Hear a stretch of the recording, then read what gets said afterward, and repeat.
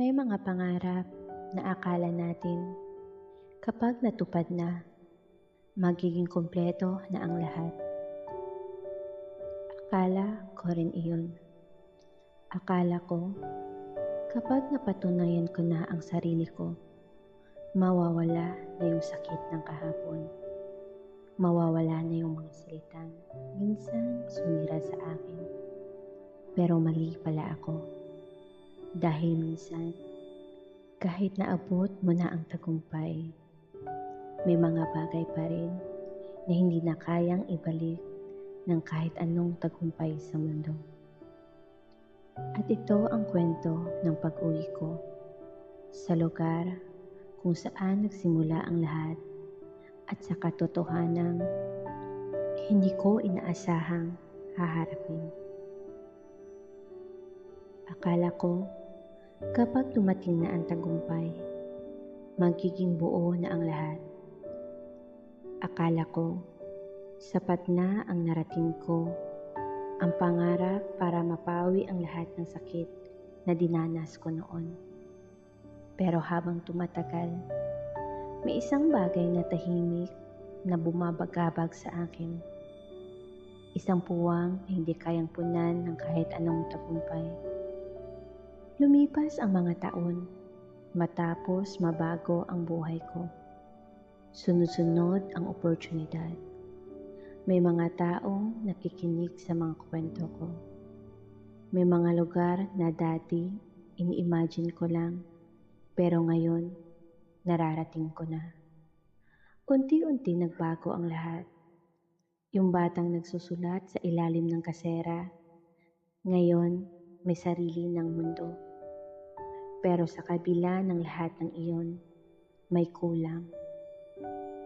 Isang gabi, habang nakaupo ako sa harap ng laptop, bigla akong napahinto. Tahimik ang paligid. Walang ulan, walang tunog ng kahoy na sahig, walang amoy ng usok mula sa kalan. At doon ko napagtanto, matagal na pala akong hindi nakakauwi. Kinabukasan, hindi na ako nagdalawang isip. Umuwi ako. Habang papalapit ang sinasakyan ko sa baryo, unti-unting bumabalik ang lahat ng alaala.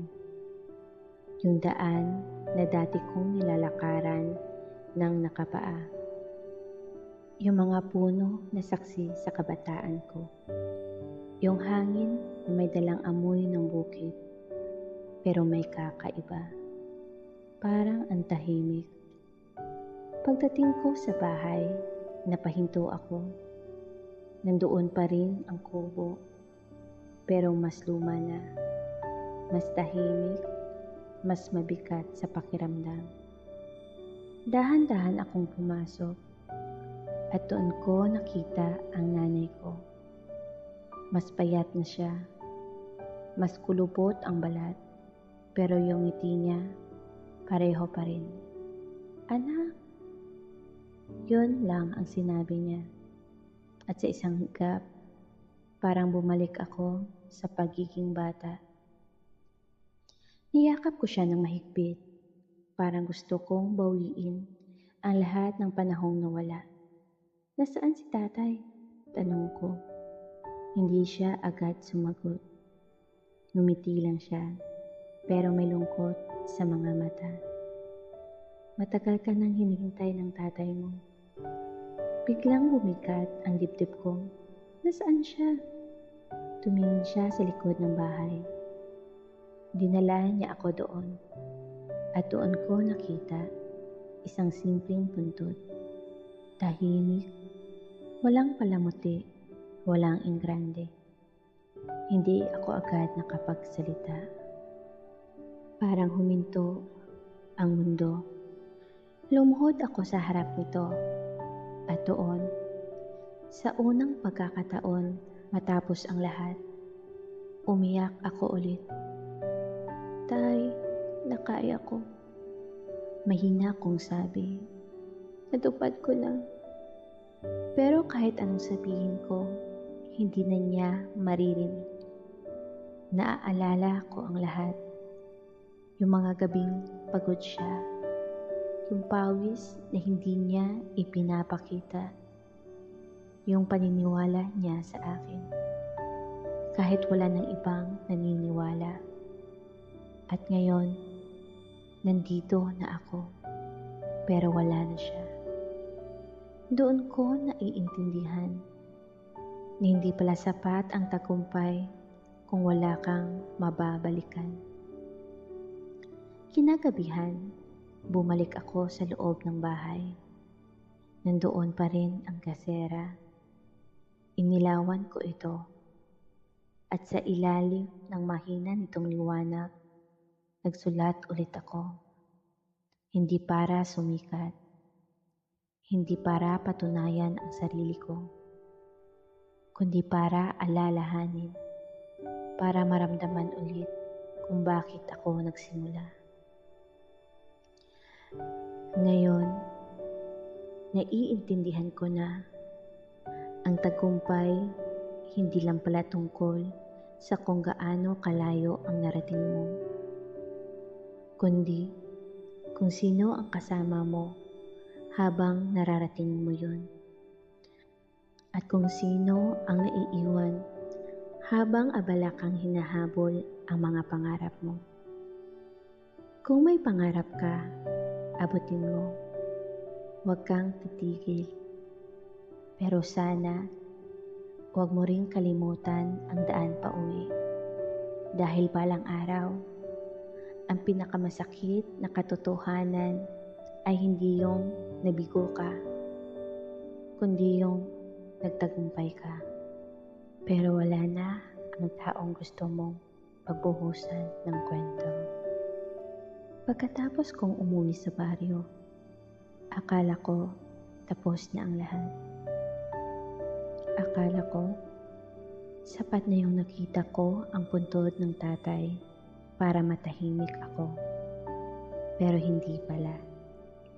Dahil minsan, ang tunay na dahilan kung bakit tayo bumabalik sa pinanggalingan natin ay para hanapin ulit kung sino tayo bago nawala sa gitna ng tagumpay.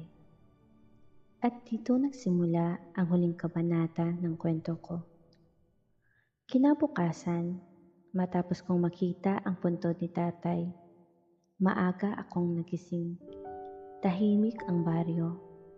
Yung tipong maririnig mo lang ang mahinang hangin at tilaok ng manok sa malayo. Huminga ako ng malalim habang nakaupo sa labas ng lumang bahay namin. At sa unang pagkakataon, matapos ang maraming taon, pakiramdam ko nakahinga ulit ako ng totoo. Habang umiinom ako ng mainit na kape, may mga batang dumaan sa harap ng bahay. Nagtatawanan, naglalaro. Pero napansin ko, may isa sa kanilang tahimik lang. May hawak siyang lumang notebook. At hindi ko maipaliwanag kung bakit. Pero nakita ko ang sarili ko sa batang iyon. Lumapit siya sa bakod at nahihiyang tumingin sa akin. Ikaw po ba yung nagsusulat ng mga kwento? Ngumiti ako. Oo. Bigla siyang napayoko. Mahilig din po kasi akong magsulat. Mahina niyang sabi. Pero sabi nila, di ka magkakapera dyan. Parang bumalik na alaala sa dibdib ko. Yung mga salitang minsang sumira rin sa akin. Napangiti ako ng bahagya.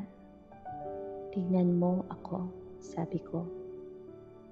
At maniwala ka sa gusto mong gawin. Tahimik lang siya habang nakatingin sa notebook niya. At doon ko napagtanto, baka kaya ako bumalik dito. Dahil may mga batang kailangang marinig yung mga salitang matagal kong gustong marinig noon. Mula noon, araw-araw na akong dinadalaw ng mga bata sa baryo. May gustong matutong magsulat, may gustong gumuhit at may gustong mangarap. At unti-unti, nabuhay ulit ang lumang bahay na iyon. Yung dating tahimik na kubo na puno ulit ng tawanan. Ginawa kong maliit na silid-aralan ang dating kwarto ko. Lumang mesa, lumang upuan, mga lumang notebook. Pero puno ng pangarap. Isang gabi, habang pinapanood ko silang nagsusulat sa ilalim ng ilaw, bigla kong naalala si tatay. Naaalala ko yung mga gabing kahit pagod siya, hindi niya ako pinigilang mangarap. At doon ko naintindihan. Kaya pala niya tiniis ang lahat noon. Para palang araw, ako naman ang maging ilaw para sa iba. Lumabas ako ng bahay. Tahimik ang gabi. Pareho pa rin ang hangin. Pareho pa rin ang amoy ng baryo noong dekada 90. Pero iba na ako. Hindi na yung batang sugatan at gustong patunayan ang sarili. Ngayon, isa na akong taong gustong magbigay ng pag-asa. Tumingala ako sa langit at sa unang pagkakataon, matapos ang maraming taon, bumiti ako ng walang bigat. Tay, mahina kong sabi habang nakatingin sa mga bituin. Marami pa pala akong dapat gawin. At habang nakasilip ang ilaw ng kasera sa bintana ng lumang bahay, may mga batang muling natutong mangarap. Doon mismo sa lugar kung saan minsan isang batang tulad nila ang umiyak habang hawak ang lumang notebook.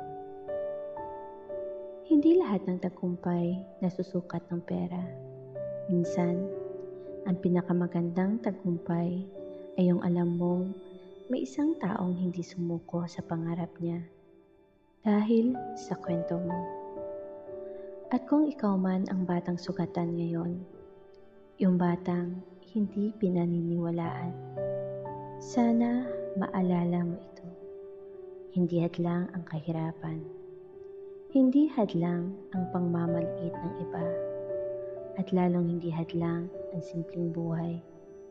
Dahil minsan, ang pinakamalakas na ilaw nagmumula sa pinakamadilim na gabi. At ito ang kwento ko. Kwento ng isang batang minsang pinagtawanan, pero natutong gawing pag-asa ang lahat ng sakit na pinagdaanan niya. At dito nagtatapos ang kwento natin ngayong gabi. Kung nagustuhan niyo ito, huwag kalimutang mag-like at mag-subscribe. Magandang gabi sa ating lahat.